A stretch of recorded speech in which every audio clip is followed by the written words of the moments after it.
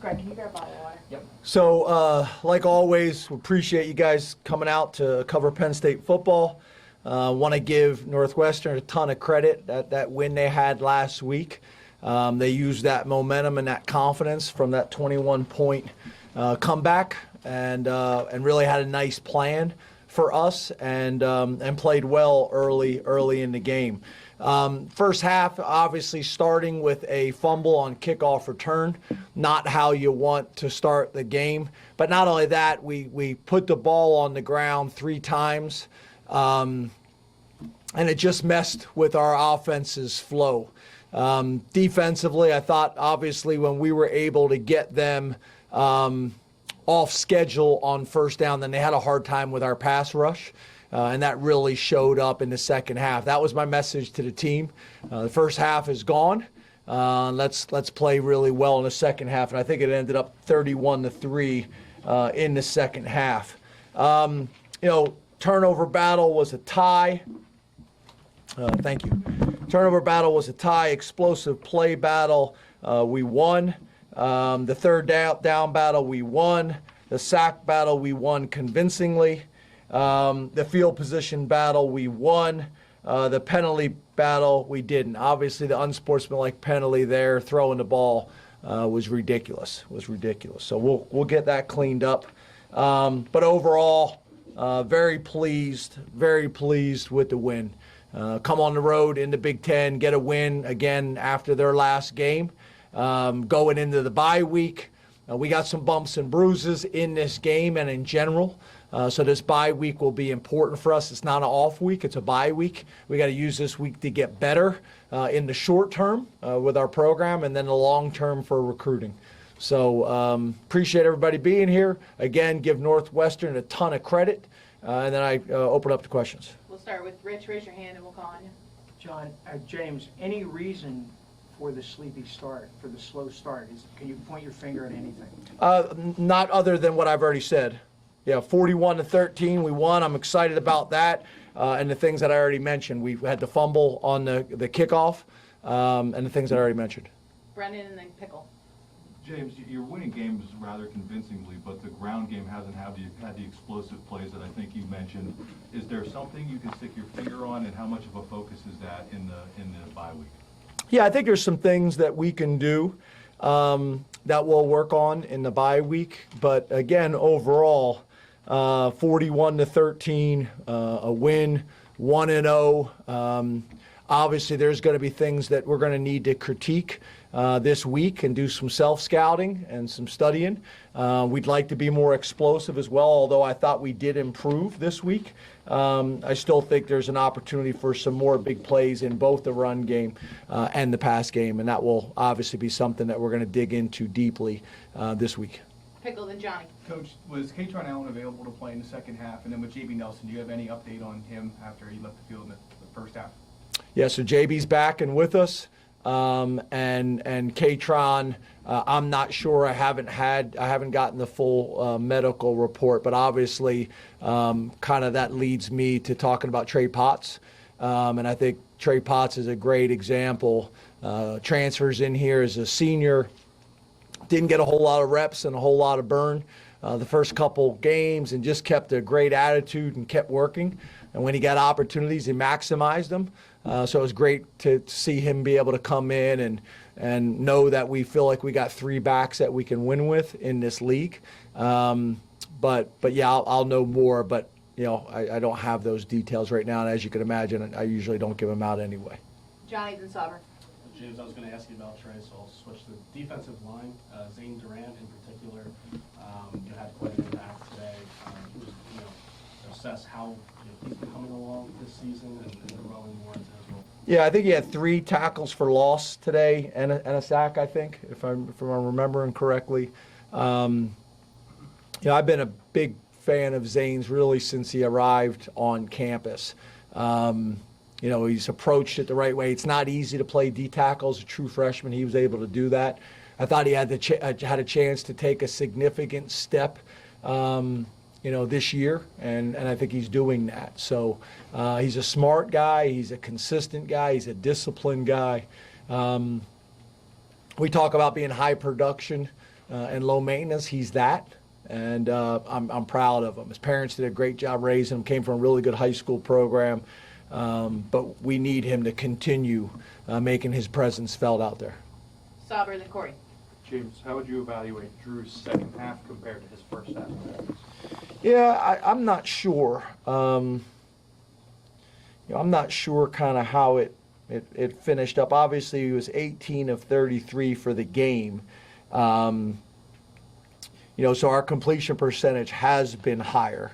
I think there's some things that we got to do in terms of separating at the top of our routes, or also being able to run past people. We took some shots, I had a chance. I think we dropped one of them. That would have been a huge play.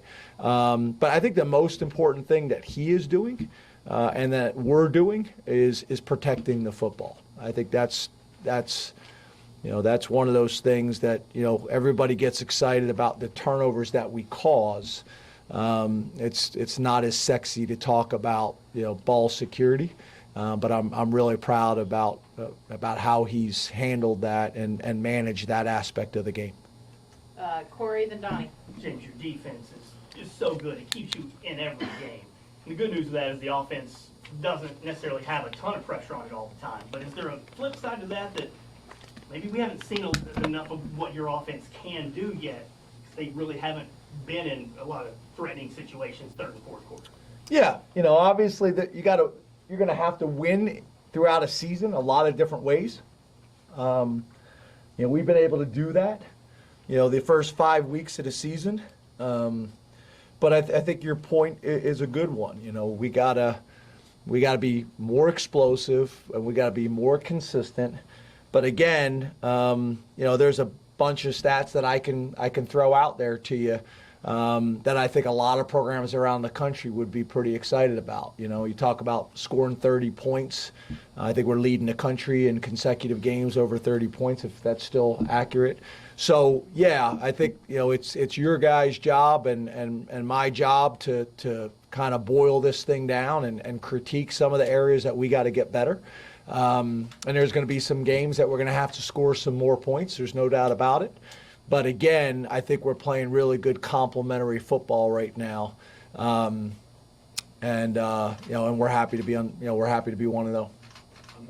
On the complementary football front, the stop on the punt, the fake punt, is that something you guys saw that you thought might happen there? And talk a little bit about the plays Zion made on that. Yeah, so a couple things. I think first of all, we talked about that all week long. There was going to be something show up in that game, an onside kick, a surprise bunt, a fake punt, something to steal a possession or to steal 7 points. So that was a huge play for us. Zion is a true freshman that's showed some really good flashes and has played a decent amount of football for us up to this stage. But that was a huge play in the game. I talked last week about 3 key plays. That was a big play. But we talked about it all week long and prepared for it. But it's one thing to talk about it and prepare for it. It's another thing to go out and make the play, and especially from a true freshman. So that's something we got to build on. 2 more, Ben, and Smeltzer. James, you're coming out of the bye week into a non-conference game, which is different for you guys, I think, almost entirely through your tenure. Does that afford you anything different logistically in terms of how you approach the next few weeks, or is it just the same that it always is? Yeah, I don't know if we're approaching it any different because of what you said, but I think we've really kind of studied, as you know, a lot of things in the offseason. One of the things that we studied in great detail was bye weeks and what is the best way to handle it, that you can find that balance between recovery and getting the guys fresh, but also getting better. I'm not sure if I mentioned this in here. If I did, I apologize for being repetitive because I talked about it in the locker room. This is a bye week, not an off week. We got to get better this week, and that's the fine line, right? What can we do during the week to allow the guys to recover? The weekend will be huge, especially if it's handled the right way. And then obviously being able to dig into, be able to dig into our self-scout, offense, defense, and special teams. And then, as I won't talk about, but you guys I'm kind of dangling this carrot, which I shouldn't do, but we're also going to get ahead. You know, the coaches will get ahead on the schedule as well during this bye week, but next week will be totally, obviously, on our next opponent. So, you know, those are the things that we're looking at pretty hard and pretty heavy. I think some of the positions that Pat has allowed us to hire has helped with that as well. We just got more people to do more things. Smelter. You mentioned winning the sack battle. And just so we're all clear, the only reason I did that is because we're not playing anybody next week. So I'm just talking about our process. I saw Poorman's eyebrows go up. So don't think that that's happening again. Thank you, Ben. Say it louder. No. No? You don't pay me enough. Okay. Yeah, so the defensive line, obviously impressive again today. Now that we're 5 games into Deion's first season on the job, you talked highly of him, but now getting into the season with 5 games in, how would you say that they're responding to him now that they're having to apply that in games? Yeah, I think it's you know, you never want to speak too soon, right? But Deion played here at Penn State, so he takes a ton of pride in the university, in the community, in the football program. Then not only that, he was on our staff for I think 3 years as a graduate assistant. So kind of understood the culture and how we work and what the expectations and standards are. His players absolutely love him. That was a big part in hiring him. They pounded the table hard for him. But at the end of the day, it's about coaching those guys. It's about developing them, both on and off the field. I think Deion's got a very, very bright future.